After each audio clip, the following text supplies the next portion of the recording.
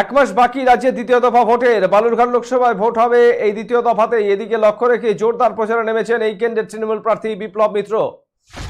গতকাল ভারত বাংলাদেশ সীমান্ত শহর হিলির পর রবিবার কুমারগঞ্জে জনসংযোগ করলেন তৃণমূল প্রার্থী বিপ্লব বাবু। জনসংযোগে বেরিয়ে তিনি কেন্দ্রের বিরুদ্ধে রাজ্যের প্রতি বঞ্চনাকে হাতিয়ার করেন।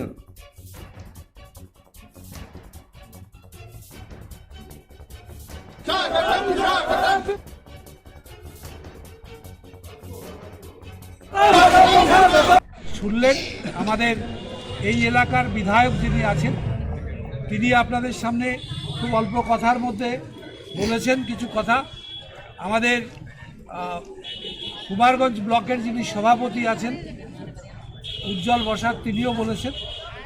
আমিও খুব অল্প কথার মধ্যে আমি আমার আবেদনটুকু আপনাদের কাছে রাখব, কারণ আমরা ঠিক আজকে যে আমরা জনসভা করা বা এই ধরনের এইগুলো করব এই রকমভাবে বড় পরিকল্পনা করে আমরা আসিনি। মূলত আজকে যে কাজটা হচ্ছে সেটা হচ্ছে আমাকে একটু সকলের কাছে পৌঁছে দেওয়া।